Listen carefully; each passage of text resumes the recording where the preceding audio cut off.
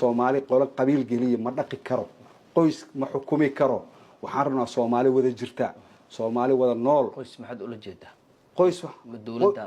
qoys waxaan ula jeedaa hawiye iyo koonfur galbeed digli marifle hadda isku soo haray daaroodki macnaha lahay aaway ma joogaan laba dawlad ay leeyihiin oo maamul goboleed oo muuqda labadii dawlad kama muuqdaan nidaamka dawladnimada madaxweyne waa laga kala tagay tiimka adiga aad haysato kuma rabaan annaga noo sheegan maalin walba waxay yiraahdaan madaxweynaha inuu jabaan rabnaa war annaga ma rabna inaad jabtid waxaan rabnaa in la guuleysto in la wada guuleysto si loo wada guuleysto waxaa la rabaa inaad bedeshid directionka hore ku socotay direction cusub qabso inaysan bari noo yeerin no more afghan no more waaysil no more hawi inaan bari yeelina rabnaa waxaan rabnaa in kursiga aad noo banayso adoo sharaf leh oo nala jecel yahay oo qabiil ahaan naloo jecel yahay oo la leeyahay wareerkaas reer fiican oo dad isceshan kara inaan noqonaan rabaa tiimka xun ee ag jooga hadda kuwa la shaqeeya qaar kamid ah arkaa waxay leeyihiin mataqaana xasan inuu meesha ka baxaan rabnaa wasaarada joogtaa ama safiiraad tahay see meesha uga baxaya wuxuu leeyahay woona ignore gareeyay kuwii la shaqeynayay laftirkoodii ayaa jiran hadda qaar badan oo jiran aragnaa oo dhahayo madaxweynuhu waan ignore gareeyay isagaa hawshii oo dhan isku soo koob hal la bedela dhaqankii 3 sano la soo dhaafay ma loo joojinayo waa dhamaatay waxaad gasheen sanadkii idinku dambeeyay May 2026 ma haysan doontaan mandate dalkaana inuu qalalaasa siyaasadeed gala ma rabno dalka waa u naxaynaa waa dalkeen meel kale oo aadnu ku doorsano ma haysano waxaan idinka codsanaynaa inaad u tanaasushaan dadka waxa la yiri moogtahay habeenka daariyot maalintii inaad fulisay rabtaa kalaamu leeylay dhahan carabta waa heemshi fi nahar maalintii ma socdo waxa habeenka ku riyot subaxdii inaad hayso waa adag tahay riyo waay waxa hadda la sheegay one man one vote laga hadlayaa koow maxaa ka horeeya amniga ka horeeya maxaa ka horeeya isfaham siyaasadeed ka horeeya maxaa ka horeeya wadar ogola ka horeysa maxaa ka horeeya guddiga laftirkiisa la leeyahay waxay qabanayaan doorashada in lagu kalsoon yahay ka horeysa oo yihiin guddi hufan oo dadka u dhaxeeya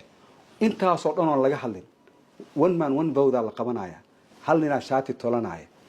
axzaab oo maartay oo dalkii aadaya waxaas wax hadda dhici kara ma ah ninkii ku fakarayana waa nin riyoonayo waxaan rabnaa runta in loo soo noqdo waxaan rabnaa in dadka loo dhimriyo waxaan rabnaa in dalka la isku hayo waxaan rabnaa in Jubbaland la doono oo Sheekh Axmed Xaaji Axmed la soo raadiyo oo sidoo ku qanacsiya lagu la macaamilo waxaan rabnaa Saciid Cabdullaahi Dan in la doono oo sidoo ku qanacsiya lagu la macaamilo waxaan rabnaa kuwa la haayo hadda in doorasho ay aadaan inay doorasho aadaan si ay mandate u yeeshaan haddaysan mandate lahayn macnihii dawladnimada meesha ka baxay dawladdan waxaan rabnaa halka sano u dhiman inay ka shaqeyso inay Soomaali isku baadi goobto haddii kale dad islaameed isku kaay baadi goobay waxaan rabaa caaw inaan markaati kaaga dhigo soo feesto adiga iyo tiimkaaga iyo dadka Soomaaliyeed dhageysanaya madaxweynow waxaan ku leeyahay walaalow dadka raadi oo wanaag ku raadi oo dadka danahooda u raadi oo shacabka Soomaaliyeed dhibaatada gaaraysa u raadi ee u tanaasul oo u naxariiso dadka reer Jubbaland ee ciqaaban ee u naxariiso dadka reer Puntland ee wada shaqeyn la'aan ay ka jirto dawladda iyo dawladda dhexe wada shaqeyn la'aan ka jirto darteed waxbarashada qaarkood dhibaato ka soo gaarayso war dadka hal isku doono waxaan leenahay Soomaali qolo qabiil geliya ma dhaqi karo qoys ma xukumi karo waxaan rabnaa Soomaali wada jirta Soomaali wada nool qoys maxad ula jeedaa qoys waxaan ula jeedaa hawiye iyo koonfur galbeed digli marifle hadda isku soo haray daaroodki macnaha lahay aaway ma joogaan laba dawlad ay leeyihiin oo maamul goboleed oo muuqda labadii dawlad kama muuqdaan nidaamka dawladnimada okay Soomaaliland aaway ra'iisul wasaaraha matalayo xubnaha u jooga musharax feere xubnaha u joogo siday ku yimaadeen igama dhagayirid waa ogtahay sida lagu keenay waa ogtahay ayadoo sidaas ay tahay xubnahaas waxaan rabnaa ayagu hadday niman wax galayihiin inay inta baxaan dadkoodii iyo deegaankoodii tagaan ay wax ka soo qabtaan haddaysan tagi karin oo aysan dadkooda wax ka keeni karin macna ay ku joogaan mar ra'iisul wasaarihii 2 jeer buu isku dayay 3 jeer buu isku dayay Puntland sida loo doortay ma tagin Jubbaland waan aragnay marka maamuladii laftigooda haddii dadka siyaasadda ku matalayay ay diidan yihiin inay u tagaan soo dhibaato ma aha mar walba waxaa gar daran dawladda dhaxan ku dhahay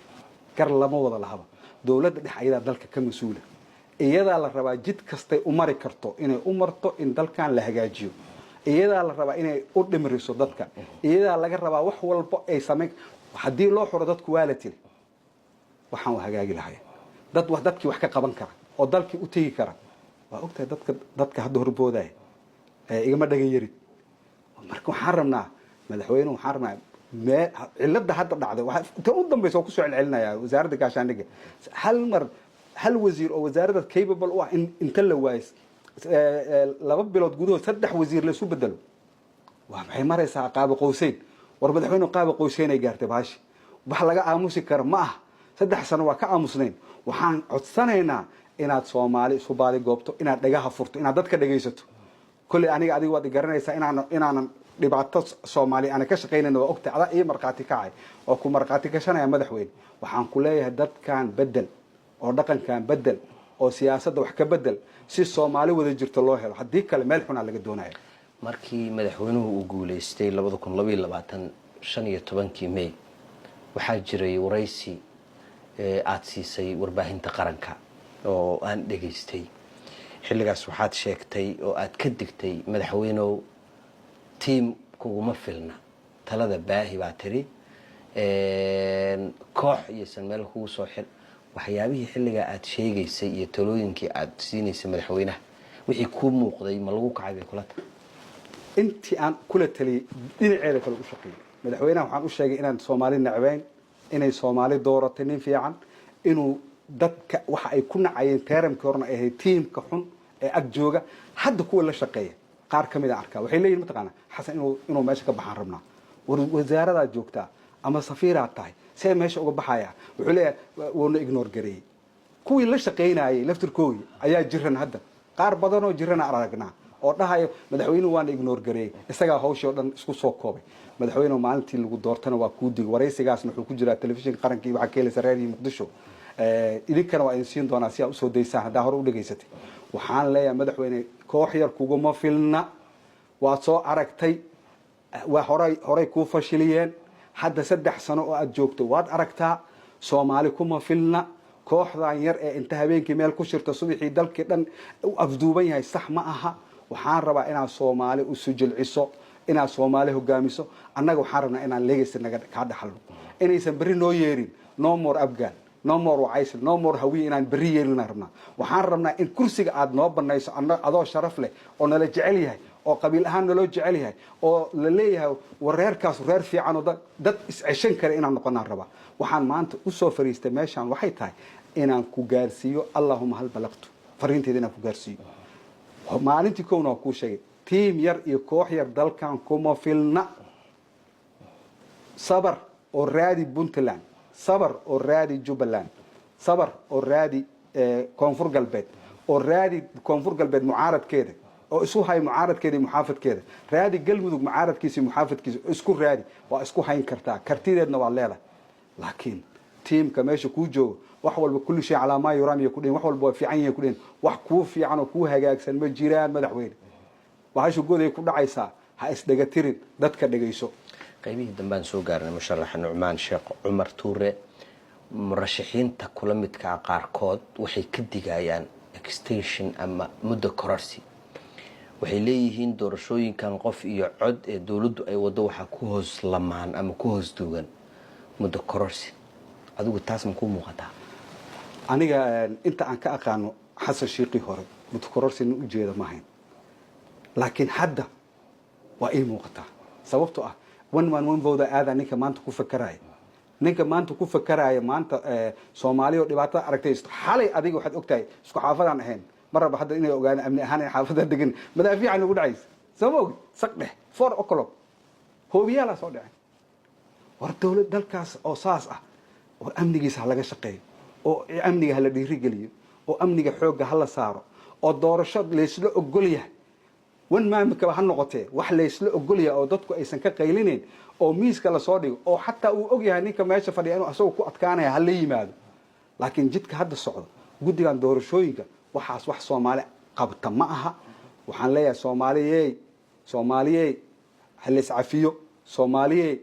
hal isu naxariisto Soomaaliyey waxa la wada qabsado dawladdan waxa leeyahay hal la bedelo dhaqankii 3 sano la soo dhaafay ma loo joojinayo waa dhamaatay waxaad gasheen sanadkii idinku dambeeyay May 2026 ma haysan doontaan mandate dalkaana inuu qalalaaso siyaasadeed kale ma rabno dalka waan u naxaynaa waa dalkeen meel kaloon aadnuun ku doorsano ma haysano waxaan idinka codsanaynaa inaad u tanaasushaan dadka waxaan idin leenahay dadka iyo dalka ha loo tanaasulo oo ha leys qaato waayahay fariintaada ugu dambaysa musharax Nucmaan maxay tahay fariinteeda u dambaysa waxay tahay oo aan Soomaali u dirayaa Soomaali waa qoys xataa qabiil ma dhama waa dad yar marka adduunka loo fiiriyo waa dad aad u yar oo 40 milyan ninkii badiyaa oo ka dhiga ilaa 50 milyan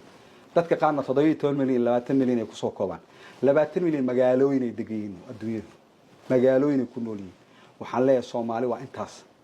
Soomaalidaas ninkii u taliya waxaan ka rabnaa inuu u tanaazulo inuu si fiican u hogaamiyo bidaana saalixa la iska rabaa waxaan rabnaa in dadka la isu wado in la isu dhumiriyo walaw kunta faddan ghalid alqalbi nabi maxamed luwir hadii qalbiga adka way ka kala tagi lahayd lan faru min hawlka waa ka kala tagi lahayd madaxweyne waa laga kala tagay tiimka adiga aad haysato kuma rabaan annaga inoo sheegan maalin walba waxay yiraahdaan madaxweynaha inuu jabaan rabnaa war annaga ma rabna inaad jabtid waxaan rabnaa in la guuleysto in la wada guuleysto si loo wada guuleysto waxaa la rabaa inaad bedeshid directionka hore ku socotay direction cusub qabso Soomaali isu raadi dalab Puntland iyo Jubaland ay kow ka yihiin raadi oo adiga bari oo